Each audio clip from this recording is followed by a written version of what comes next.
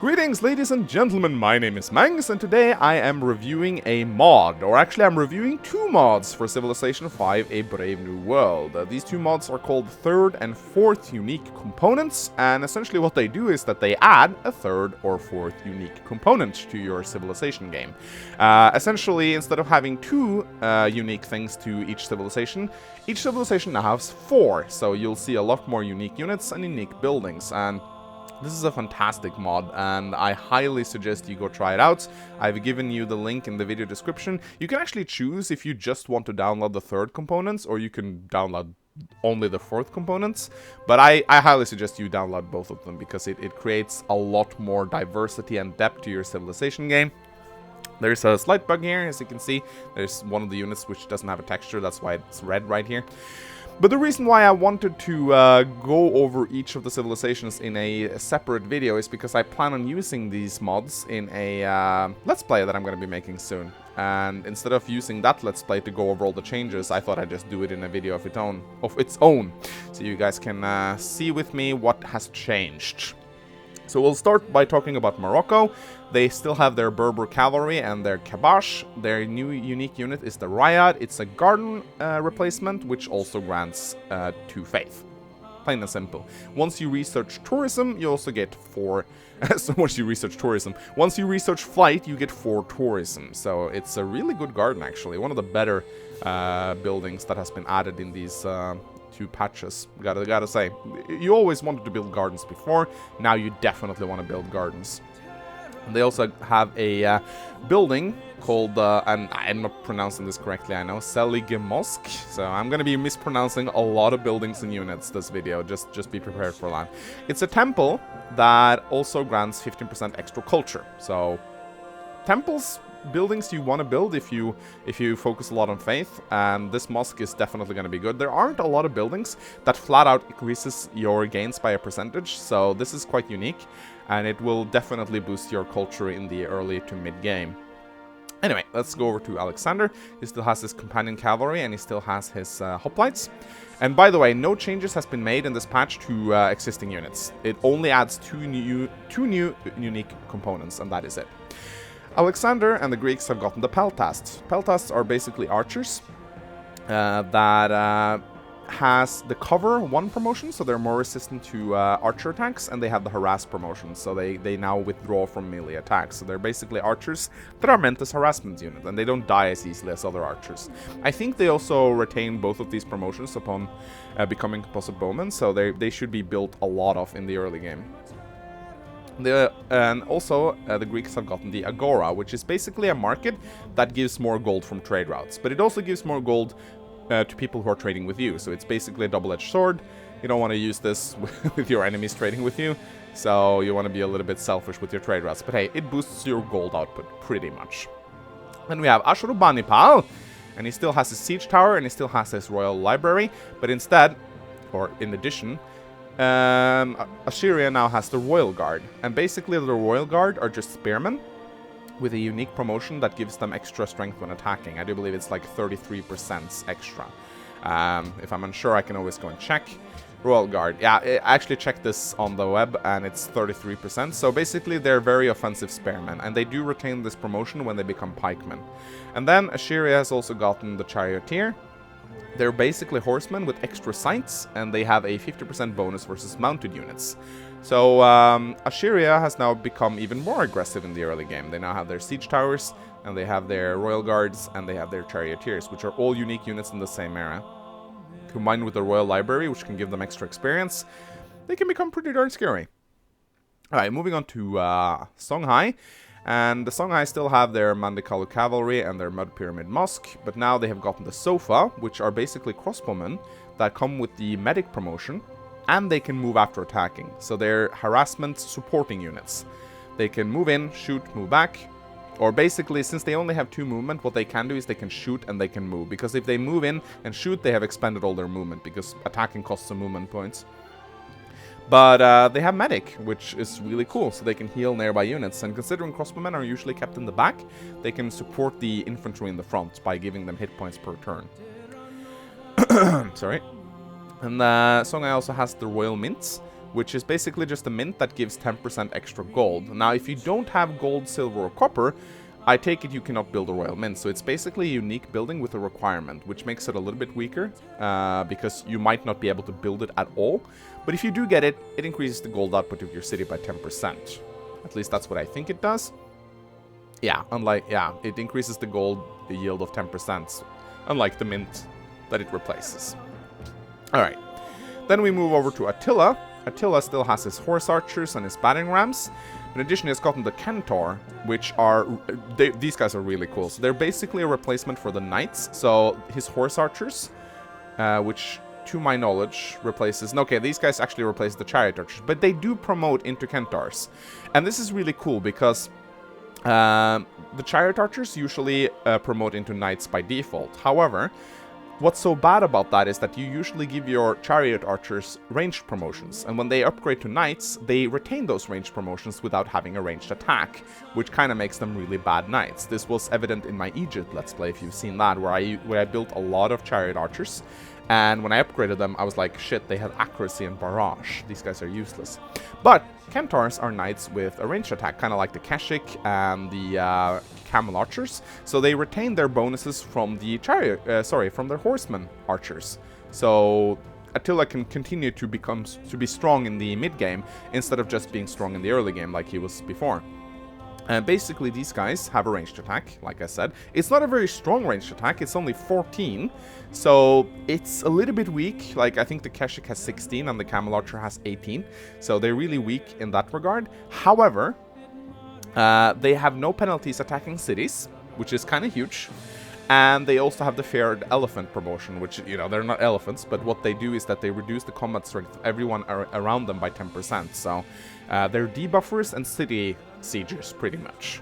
So these can become pretty strong. If you build a lot of them, you can take cities with them pretty easily, especially if you have some battering rams accompanying them. And then the Huns also have the Yurt, which is basically a circus replacement. And Yurts, they still provide the same happiness, but they don't require horses. And I also do believe, yeah, it increases the rate of border growth by 25%. So circuses that give the Huns a lot more, you know, they grab land a lot faster, which synergizes nicely with their ability to take cities and just expand like crazy. And hey, you can build them easily. And you know, it's nice that you can build a circus that doesn't require horses, but the Huns usually have horses around them anyway because they have a horse start bias. So this really doesn't help them all that much in the beginning, but it does help them if they take over cities that do not have access to horses. They get access to more happiness, which is something they actually need. Alright, then we move on to Rome. Rome still has their ballista and their legion, and they have a mounted unit that I have no idea how to pronounce. Equus? I don't know. Sounds Roman to me. And basically, they are a knight replacements, and they have shock 1.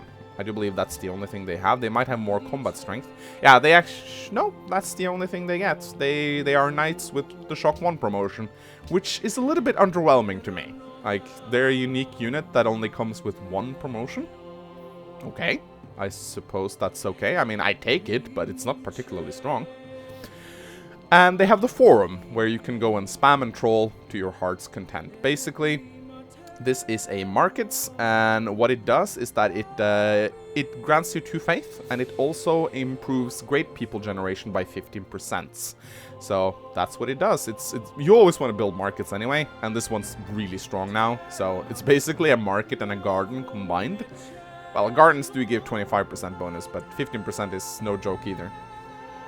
Alright, then we have a Bismarck of Germany, and Germany still has their Panzers, and they still have their Hanse, but now they also have their Teutonic Knights. You can't click on these. If you click on these, you get an error message. It doesn't crash the game, but you have to, like, alt-tab it, which is a little bit annoying, because for some weird reason, the Teutonic Knights do not have a, I don't think they have a sprite in the Civilopedia. It doesn't crash in-game, but if you click them here, you get an error message. So yeah, these guys, they are basically knights that are stronger. That's it. They're knights with 25 combat strength, which is really fucking strong. And I do believe original knights have 21. So knights are already pretty fucking strong when they appear on the battlefield. These guys are an absolute nightmare. They're stronger than musketmen, I do believe. I do believe musketmen have 24. So yeah, knights that are stronger than musketmen. That's actually pretty darn terrifying. And then they have the Jäger. And the Jäger are basically riflemen that comes with survivalism and scouting, 1. So they have more sight and they heal themselves out of friendly territory and get more defense. But what's so amazing about them is their Feldjäger. So they earn 15% more experience from combat. And what's also special about these guys is that they can earn scout promotions when they level up. So they can get increased vision and increased survivability, which is kind of cool. I like it a lot. So Germany are now not just strong because of their Panzer. They also got some mid-game units. Anyway, moving on to the Celts. They still have their Pictish Warrior, and they still have their Sadic Hall. They now have their Gallow Glass, which is basically a longswordman that doesn't cost iron, I do believe. No, wait, no. They're longswordmen which can defend better. 33% extra combat strength when defending. So, yeah, they're basically longswordsmen who you don't want to attack with. Or you can attack with them, but whenever someone attacks them, they get stronger. So they're harder to take out, essentially. Good units. Then you have the Carpentum, which I probably didn't pronounce correctly either. Basically, these guys are horsemen that comes with Medic 2 promotion. And they also have a bonus against mounted units, a 50% bonus against mounted units. So that's kind of cool. I mean, horsemen with medic promotion. The medic 2 essentially gives you 10 extra hit points whenever you fortify near this unit. So it will make the Celts a lot harder to kill. Moving on to Kashmir of Poland. Still has this winged hussar and still has the ducal stable. Now we also have the addition of the Ulan, which basically is a cavalry replacement that has the shock charger promotion. So that's basically the shock charger promotion, I do believe, is the bonus when attacking. 50% combat strength in open terrain and 50% combat strength fighting melee units. So it's an anti-melee cavalry unit, which can be quite interesting considering the cavalry era is basically dominated by Great War infantry and such. So that can be fun to watch. And also we have the PZL-23, which is a fighter that has a bonus against the land units. So I think it's a 40% bonus. Oh shit, no. Yeah, so that's what happens if you click certain units in the Civilopedia. It gives an error message and it alt-tabs. It doesn't crash your game, so it's no big deal when you're frapsing after you resume frapsing. But anyway, they have a bonus versus land units, a 40% bonus. So they're fighters who are good against land units. That's interesting. I gotta give it that. You usually don't use fighters to take down land units. Anyway, Catherine of Russia still has her Cossacks, still has her Kreposts. Now we have the Streltsy, which I do believe I pronounced correctly because, you know, it's easy to pronounce Russian things. You just say Streltsy. Anyway, basically, these guys are musketmen with a Homeland Guardian bonus, so they're better in friendly territory. I do believe it's, let's check, is it, how good is it? It's 25% bonus when fighting in friendly territory. So, kind of weird to give the Russians a defensive unit because they usually are a pretty offensive civilization, considering Cossacks are good against wounded units and the like. But hey, I take it, I guess. I guess they retain this upon promotion too. And then you have the IS-2, which is basically a tank, and I do believe this one has a little bit more combat strength compared to the normal tank, which has 60, I do believe. And also has the ambush promotion, which makes it better against other tanks, pretty much. So, yeah, decent tank. Nice to see Russia actually getting some tanks. I always felt they needed a tank. Then we come to Darius of Persia. Still has his Immortals and his Satrap's Court. And now we have the Klimnari, pretty much, which are basically just horsemen with a shock promotion. And that's pretty much it. I do believe that's all to them. Yeah, they have the shock promotion. A little bit underwhelming, but hey, I'll take it, I guess. Then we have the Fire Temple, which is a temple that costs no maintenance. Actually, I do believe it costs more maintenance. Yeah, right. It gives a small bonus of tourism. That's what it does. Sorry, my bad. I mispronounced that. Yeah, so it's a temple that gives tourism. And I also do believe it gives a little bit more faith. Yeah, it gives 3 faith as opposed to a normal temple, which gives 2. Then we have my nemesis Dido of Carthage. Still has her African forest elephants and the super triremes. Now has the Numidian, which is a chariot archer with more combat strength, I do believe. It will defend itself from melee attacks and has a melee combat bonus in open terrain. Yeah, it's basically just a chariot archer that's a little bit harder to kill. And we also have the Koton, which basically is a harbor replacement. And this is actually one of the few changes that this patch has made to the original bonuses, or the original starting things. How can I say it? All coastal cities get a free lighthouse. Dido no longer gets a free harbor. So these are one of the only times where the patch has actually changed a civilization starter bonus. So you get a free lighthouse instead of a harbor. But instead, to make up for this, you now have unique harbor replacements. And I actually kind of like a free lighthouse over a free harbor, because a free lighthouse will be much more useful in the early game, because it will increase the food output of all your cities.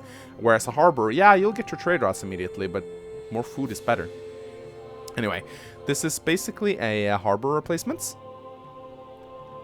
And what it does is that, it increases the defense of your city, and it also gives water units 15% extra experience. So it kind of increases the strength of your navy, which is really good. Then we have Elizabeth, and Elizabeth of England still has her longbowmen, still the ship of the line, but now we have the Redcoat. The Redcoats are riflemen, which a foreign land bonus. They're essentially foreign legion in rifleman formats, so yeah, they're better outside of friendly territory. How much? I do believe it's, 20%, just like the foreign legion. That's really all they're good for, but it's still a good bonus to have. And we have the Playhouse, which replaces the Sioux, which gives 10% more gold, and also gives you more culture. And I do believe that there's also something more to it. Yeah, you get 1 gold for every 10 citizens. It's actually a really good Sioux. Sioux are usually just 2 happiness. This one gives a bunch of bonuses, actually. Seems a little bit too strong, in my opinion. A Sioux that gives 10% gold, 1 gold per 10 citizens, and 2 culture, in addition to 2 happiness? I mean, that's insane. Huh. Oh well, maybe the bonuses are big because it's a building you get so late. Could be. And the Ricondondolo of Venice still has the Merchant of Venice and the Great Galleas. Now has the Canals, which are basically a garden replacement that gives 100 hit points to the city, so it makes the city harder to take. It also grants 2 tourism when flight is researched. And I do believe that's it. Yep, that's it. Also gives 1 great merchant points. Yeah, so it's basically a garden that gives a merchant point. However, I don't think you need to build this next to a river. Yeah, they do not require fresh water, so even if you are screwed as Venice and you don't stand next to a river, you can still get the canals, which is really good, because that was actually a alleged weakness with Venice. If they didn't start next to a river, they didn't get their gardens, and since Venice can't expand, you kind of rely on producing great people in your capital, and the garden really helps this one out. So it's actually a big buff to Venice. They can now build a better garden without being next to fresh water. Then we have the Dog's Palace, where you can buy Doge coins. And basically this is kind of unique, because this is a palace replacement, the first one of its kind. Palace is of course a building everyone starts with. The Dog's Palace is just better, and it also comes with a great work of art or artifacts. I'm not sure if the palace usually do this. I think it does, actually. My bad. But it just improves everything. I do believe a normal palace gives you 2 of everything. The Dog's Palace gives you 3 of everything. So Venice gets a better start. Then you come to Indonesia of Gajah Majah. He still has his Chris Swordsman and his Kandi. Now we have the Kapal Jung, which is basically a trireme with better combat strength. And I do believe it can enter ocean tiles. Yes, it can. It's a trireme that can enter ocean tiles, but it's slower. It only has 3 movement as opposed to 4. But this gives Indonesia a massive advantage, because not only can they scout out potential expansions if they play on an ocean map, they can meet city-states, discover natural wonders, they can discover other civilizations more easily, and start trading with them earlier. It's actually really good units. Being able to enter ocean tiles before everyone else is a massive bonus.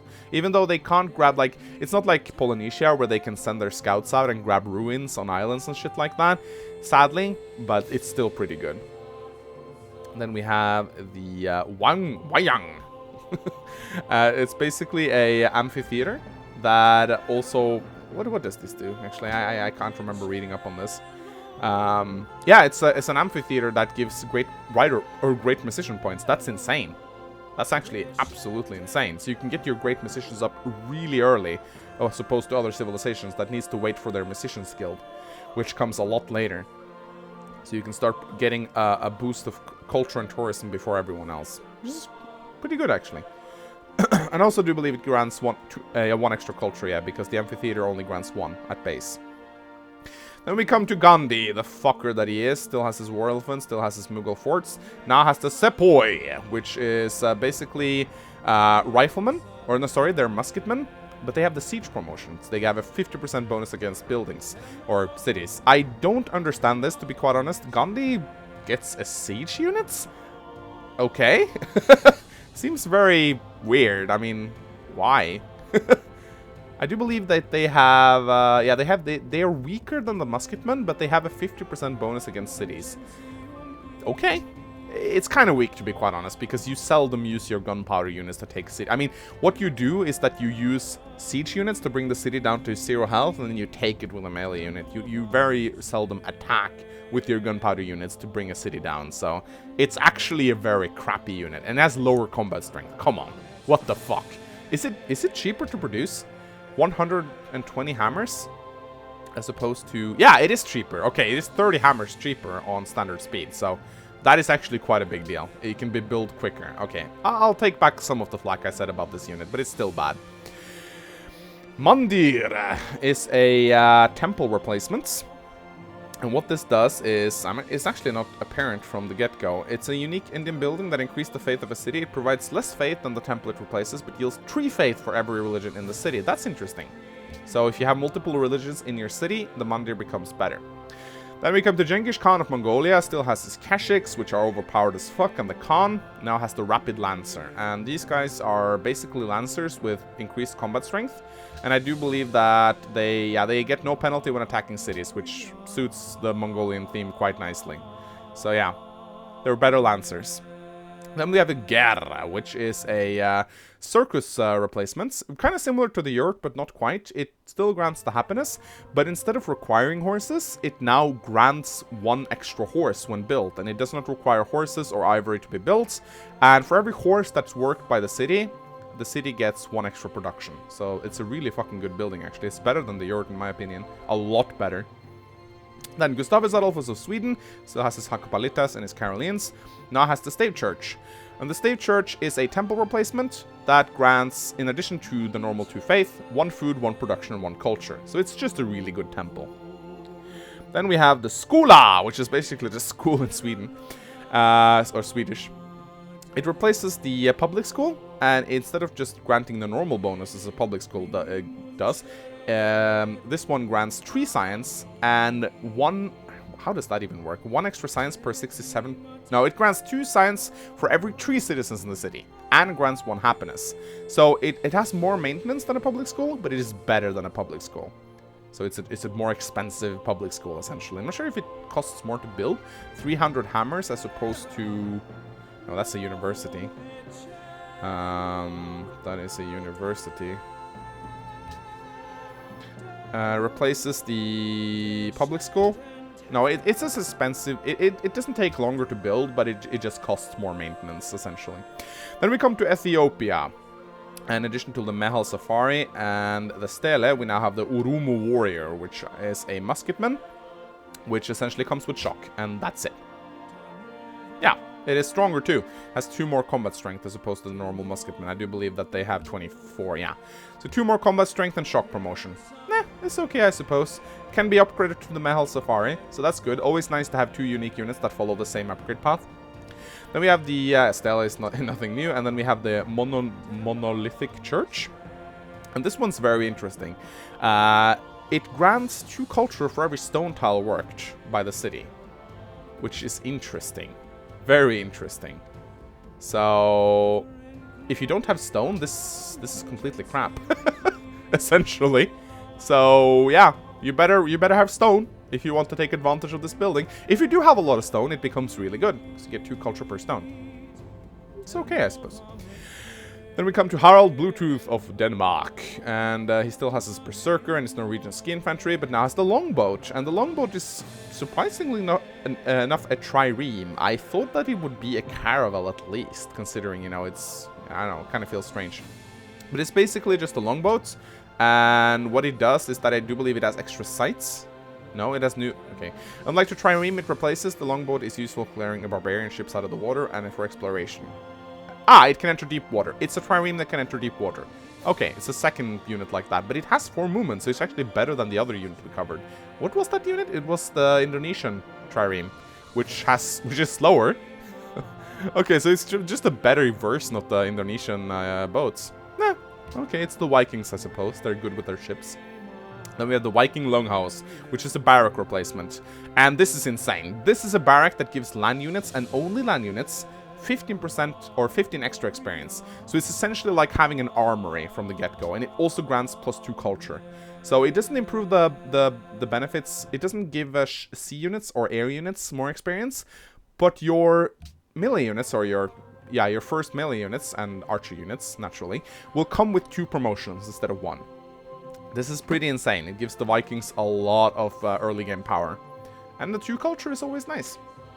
Then we come to Arabia. Still has the Camel Archer and the Bazaar. Now has the Ghazi, which is a Lancer. And this Lancer basically has more combat strength and no movement cost to pillage. So it's kind of similar to the Sifai, except it doesn't get 1 extra sight, but instead grants 1 extra... sorry, what am I saying? Better combat strength. Yeah, I do believe the Lancer has 25, so 3 extra combat strength on these guys. And then we have the Madrash, or Madrasah. I guess. I'm gonna stop trying to pronounce things now. And this is a university replacement. And how does this work? Yeah, it grants 4 faith, pretty much. It's a university which grants 4 faith, which is really strong. 4 faith is a lot. Universities are something you'll always build, regardless of what civilization you play. And getting 4 extra faith per city is massive for religion gains. So you better be going religion with Arabia. Then we have Hiawatha of the Iroquois Empire. And they have the Rusher, which is a musketman that has the siege promotion. That's it. They might also be cheaper to build, 150, as opposed to... No, they're equally hard to build, but they get a siege promotion. That's it. Then we have the Forest, and this is really unique. Yeah, these guys can now grow forest tiles with their workers, which is something I wish every civilization could do. It's something you could do a Civilization 4. You could sow forest tiles. So now, you can cut them down if you need to cut them down, or you can create more forest tiles if you want to extend your trade routes. And this is insane because, as you know, the Iroquois, which I can't pronounce, they move and fight better in forest tiles, and they can use them to establish trade routes. So this is really fucking good. Essentially, treat this as you would roads. You can essentially build roads that are forests. It's amazing. Then we come to Isabella of Spain. Still has their Turkio and the Conquistadors. Now has the Galleon, which is basically just a caravel with extra vision. Which is quite nice, because the caravels already has increased visions. I know that's the...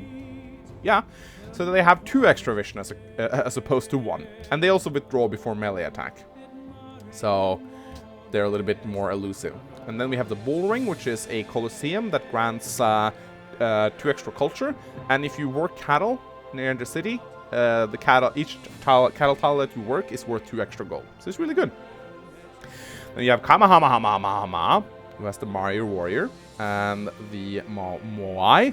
Moai? I don't know. Now it's the Kwa! Maui? Mai? Kwa! Okay, and the fish pond. I thought the 4th one was going to be funny as well, but it's just the fish pond.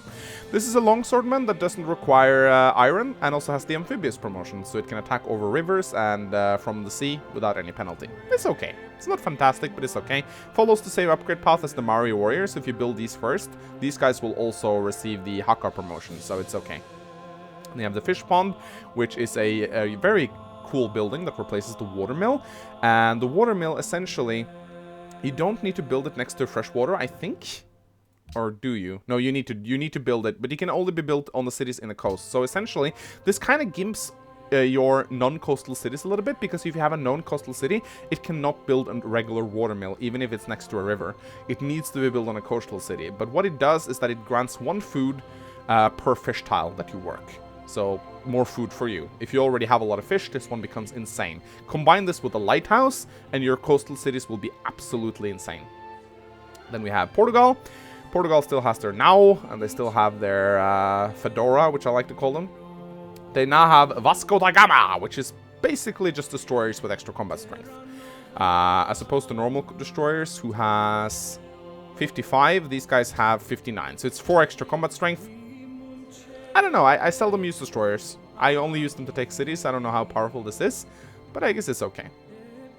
Then they have their International Trade House, which is a bank replacement, which increases trade rat gold, pretty much. I do believe that's how it works. But I do believe, yeah, never mind. It has, it actually has another component to it. It grants influence with the city-states when you trade with them, and and multiple international trade houses stack. So if you have 3 cities, all with international trade house, and you trade with 1 city-state, you'll get a lot of influence. You can use these banks to improve your relationship with city-states, which fits into the whole Portugal theme of befriending city-states and stealing their luxuries.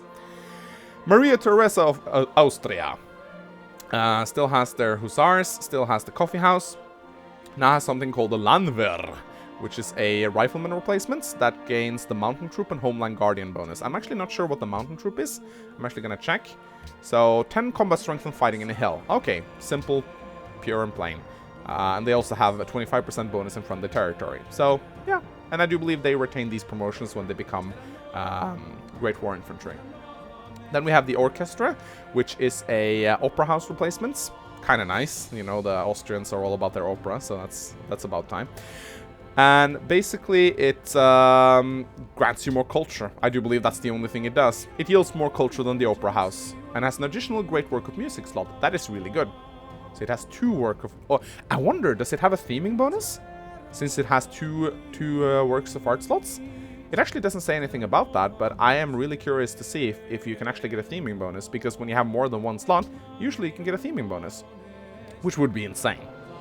Alright, Montezuma. We have the Jaguars, and we have the Floating Gardens. Now we have the Eagle. The Eagle are basically just spearmen. They have, they still have their bonus versus mounted, but they have eagle eyes, so they're basically spearmen with 1 extra vision, which is kind of underwhelming, to be quite honest. Actually, yeah, no, my bad, I completely forgot about this. They buff nearby units with 15% extra combat strength. They're basically support units, but they do lose this when they become pikemen, so this is an early game bonus only. So, yeah. Then they have Sitkinitska, I almost thought, but no, it's a sacrificial altar. It's a temple that grants extra happiness. I do believe that's the only thing it does. Yeah, it's a temple with extra happiness. Kinda underwhelming. 1 happiness, really? Could have been at least 2. I don't know. Feels very underwhelming to me, but I guess I'll take it. Napoleon and France still has their musketeers. Now has their Foreign Legion back. They had this in Gods and Kings and Vanilla Civ, but they lost it. Now the Foreign Legion are back, and they are exactly like they used to be. They are simply Great War Infantry with a 20% bonus outside of friendly territory. And they follow the same upgrade paths as the Musketeers, so that's nice. Of course, you gotta get the Riflemen in between, but then you get the Foreign Legion. Now, the Musketmen sadly do not carry over any improvements, but still. They're still ridiculously good.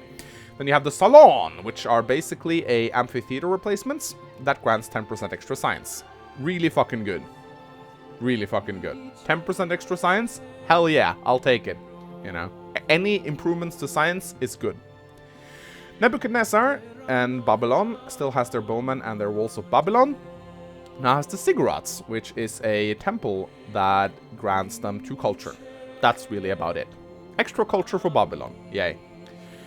And then we have the Doiratus Stele, which is a monument improvement. As if Babylon wasn't already powerful enough in the early game, they now have an improved monument, which grants 1 extra culture and costs no maintenance. So more culture and more gold for Babylon in the early game. I think that Babylon is way too strong right now, as it is. The Ziggurats, the improved monuments, and the fact that they get a free scientists and a academy in the early game, these guys are going to become pretty fucking strong right now. They were already really good. So I feel like the patch may have made them a little bit too strong. Alright. Oda Nobunaga and Japan now still has their samurai and still has their Zero, but now has the Sohai, which is a pikeman improvements, or replacements, which has a unique promotion called the Monastic Order. What does this do? 15% combat bonus when fighting adjacent to a friendly unit. That's kind of cool. Does it stack with the honor thing? I don't know, but it's a pikeman improvement, and I do believe they carry this with them And I also think they upgrade to something else. No, they still upgrade to Lancers. Okay. Then you have the Dojo, which is a barracks replacement. And this is kind of cool. It grants extra culture. And like the Viking barracks, it also grants 15 extra experience to land units. So your samurai will become quite fearsome, as well as your Sohai. So build this and attack. Pakal still has the Atlatist, which suck. And still has the, what is it? The Pyramid, which is really fucking good. Now has the Obsidian Warrior. These are warriors, and they're really fucking cool. You know how Jaguars get culture when they kill barbarians and other units? These guys gain science. I'm not even fucking joking. And I don't even know if they retain this promotion. Actually, I don't think they do, because it's not a promotion. It's built into them, so when you upgrade them to Swordsman, they don't do it anymore. But they earn freaking science from kills. How overpowered isn't that? That is insane. That is absolutely insane. No, I'm looking at Pachacuti now. Then you have the Ball Court, which is a Colosseum that grants 1 faith. Really underwhelming compared to many of the other unique buildings there, but 1 faith, I guess I'll take it. You know, it's a small bonus, but it sure helps. Then you have the Incans, which still has their Slingers and still has their Terrace farm. And the Slingers do carry their promotions over when they become Compulsive Bowmen, which I was not aware of last time I played the Incans. Now has the unit, which I'm not even going to try to pronounce. But it's a Scout replacement that has the Andean Runner promotion. And I actually can't remember what this is. 50% combat strength when defending in hills. Okay, that's kind of cool. That's all they get? I guess that's all they get. Alright, that seems very underwhelming, but then again, the Incans are already fucking strong and do not need many good improvements. Then you have another thing, which I'm not even going to try to pronounce. It's a temple that grants you 2 gold. It's kind of similar to the burial tomb of the Egypt, I gotta say, which also grants you... no, that just gives you more happiness and doesn't cost gold. Instead of costing 2 gold, you get 2 gold. That is insanely good. So essentially you can view this as 4 extra gold per temple. That's really powerful. Then you have Pedro of Brazil, still has his cool infantry and still has the Brazilwood camp. Now has the which is basically a musketman that has a unique promotion called Bandera Expedition, which I actually can't remember what it does. Unit always heals as though they were in friendly territory. Units are not slowed by jungles, but suffer an attack penalty against cities. That's cool, I guess. And you also have the Samba Drone, which is a stadium that grants... yeah, it's a stadium that grants 5 tourism. So it helps Brazil get more tourism, which is kind of their gimmick. Then you have Pocatello of the Shoshoni Empire, which still has their Pathfinders and their Comanche Riders, but now has the Buffalo Pond, which is a watermill replacement that grants +1 food from bison tiles, and when you build it, you get a free bison tile. It's basically, it spawns a copy of bisons around your city. So you get bisons from it, pretty much. So you want to have a lot of bison. And also they have a unique improvement called the teepee, which is basically like a better farm. You can't build them adjacent to other teepees, but you can build them on flat plain style. And they give 1 culture and 1 food. And when you research archaeology, you also get 1 extra culture. What's amazing about teepees is that they're kind of like farms, yeah? But they also grant a culture. However, if you get civil service, you don't want to be building teepees next to rivers because they're going to be worse than other farms. So unlike the farm, which grants +2 food next to rivers, the teepee only grants 1. But in the early game, you get a lot of cultures. That's amazing. I also think they're rather quick to build. They're faster to build than normal farms. You build them really quickly, like on standard speed, like 3 or 4 turns. It's really good. Then you have Ramesses of the Egyptian Empire, still has their war chariots, still has their burial tombs, but now has the Kopesh swordsmen. These guys are ridiculously strong. They have Shock 1, their swordsman improvements or replacements. But if they fight in the desert, they get a whooping 50% bonus to their combat strength. 50%! I know desert tiles are very uncommon, you usually don't fight on them, but 50%? That's absolutely insane. They should have been 33% like the Berber cavalry. And they also have shock. And desert terrain is usually open, so these two stack together. So you don't want to be fighting Egypt in the desert. You'll be really screwed if you do. And then you have the unique improvement called the Flax, which is basically... You can build them on... Let's actually check. I actually don't remember. Can't be built next to another Flax tile, and... grants 1 culture and additional faith when built next to a river or lake. Alright. So you can build them next to river or lake tiles.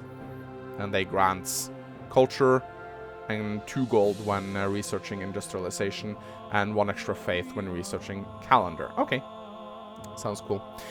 Ram control phase has his elephants, and he has his Watts. Now has the Scarecrow, which is a gunpowder unit. It's a rifleman replacement that has the Homeland Guardian trait. So it's a defensive rifleman. Nothing to say about that, really. I guess it's okay. Has the Sala, which is a garden replacement that also grants 2 faith. More faith for Ram control phase. It's as simple as that. Nothing more to talk about here. Sejong has the turtle ship and the Havacha. Now has the gung-ho archers. And they're basically crossbowmen, which has a bonus against other archer units. I do believe that's all they do. Yeah, 33% combat bonus against archers and mounted units, actually. So they're good against archers and mounted units. We have the Seowon, which is a university replacement that also grants 2 culture and 2 faith. Pretty fucking good. Any university replacement is always a good one, because you always build universities. Shaka now has, in addition to Impi and the Ikanda, now has the Ishkul. So much fucking weird shit here. It's a circus replacement that grants 1 hammer for all of the resources mentioned below. I'm not going to list them all. You can read for yourself. If you have these resources around your city, you get 1 hammer from them. It's that simple, really. And then you have the Kral, which is a unique improvements. It can be built on flat plains or grassland tiles, and it yields you +1 production and 1 food if built directly adjacent to a city. So you want to have these around your city, pretty much. They're really good, actually, and they also get 1 extra food upon fertilizer. Sounds cool. And you have Suleiman's, which has his Janissaries and his Ifai, but now has the Haham, or Hamam. Hamam, actually. I can pronounce that. It's a garden replacement, which also grants +2 faith and +1 happiness. Easy peasy. Should definitely get the Peace Gardens religious trait with this one, and you will have really fucking good gardens. And the Siege Foundry, which is a arsenal improvement. That's a very unique one. I think that's the only one of its kind. That grants extra defense and hit points for your city. And I also do believe it increases the indirect fire of your city. It makes your city stronger. It does more damage when it attacks. And it also... How the hell does this work? So, it gives 25% production against siege units, and all siege units traded in the city receives the volley promotion. That is really fucking cool. So, you want to be building a castle and an arsenal really quickly as the Suleimans, so you can get the volley promotion for your siege vehicles. Really cool building. Like it a lot. Theodora of the Byzantium, and we're closing in on the end here. Still has her cataphracts and her dromons. And now has the Hippodrome, which is basically a circus replacement. A lot of circus replacements in this patch, gotta say. Which grants 2 faith and 2 culture. And also grants 1 extra gold from horses. Interesting. Interesting. Then the Basilica, which is a temple replacement that grants more faith. That's simple, I do believe. Yeah, it is also constructed faster. Okay, so 80 hammers as opposed to 100 hammers, so it's 20% cheaper than a normal temple. Interesting. Then we have Washington of America, still the B-17, still the Minutemen, and now the Steel Mill, which is a very complex building. It's a factory replacement that grants 2 production from iron and coal tiles. Interesting. And it also increases the production of a city. I do believe it... Okay, it still gives as much as a regular factory, but it grants bonus production from iron and coal tiles. Very cool. And also, we have the Salon Saloon, which is another circus replacement, god damn it, which also grants 1 gold from gold, silver, and gem tiles. Seems very underwhelming, in my opinion. I suppose it works. It's extra gold. Then we have William, still has the Sea Beggar, still has the Polder. Now has the Vag, which is a bank replacement, which, by the looks of it, increases gold from when people trading with you.